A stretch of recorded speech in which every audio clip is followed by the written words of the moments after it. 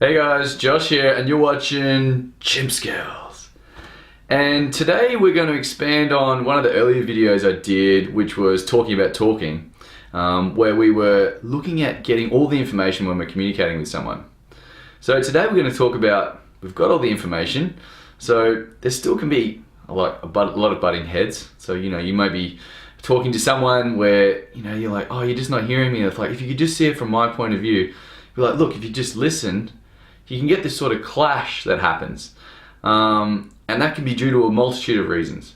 But today we're going to look at one specific reason why that may happen, and that's just matching up our language with the other person's language. So, if you want to be Neo and you want to unlock the matrix, listen up. So when we speak and we describe each of the different senses, so visual, auditory, and kinesthetic, we use language to describe it. And the language that we use to describe the senses is called predicates. So that's basically just a sort of a flag for us that when we hear that specific word, we can relate to which of the specific senses that person is talking about. So if we talk about visual, some of the things that people might communicate would be, I just need to have a look at it. If you could see it from my point of view, I'm just not seeing you here. It doesn't look right. All those kind of things. Auditory, like I mentioned earlier, you're just not hearing me. I don't like the sound of that. And with kinesthetic, you're looking at the more tactile sort of words. So if I could just get a hold of that, if you give me something concrete, something to sink my teeth into. All those sort of things. So what we aim to do, I guess, when we're communicating with others is that we hear those specific predicates or those specific words around the senses.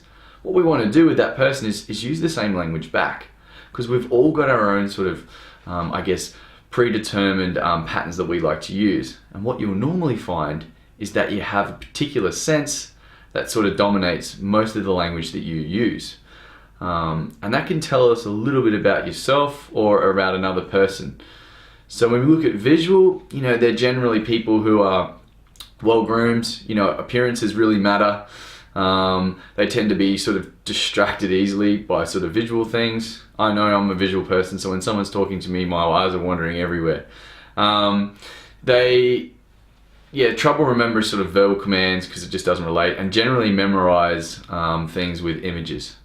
If you look at an auditory person, they may talk to themselves. So we've all probably got friends who like to talk things through, or they'll physically move their lips while they're talking it in their mind. They easily get distracted by noise. They learn by listening, so they like things that are sequential and in steps.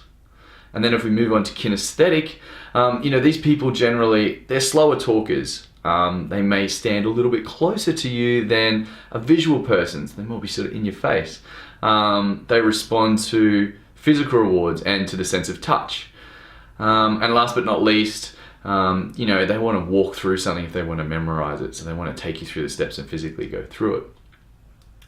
So I guess when we are communicating with each other and we hear one of those predicates, that over and over there's around a particular sense, or if you are butting heads with someone and, they're using a particular kind of predicate and you keep using a different sort of style back, give it a try.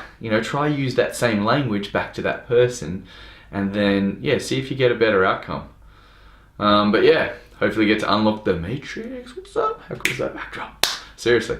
Look guys, hope you enjoyed that. Give the video a like, a share. If you want an actual one of the tests that can tell you sort of which of the senses you're more dominant in, hit me up and I'll send you through a link. But until next time, peace.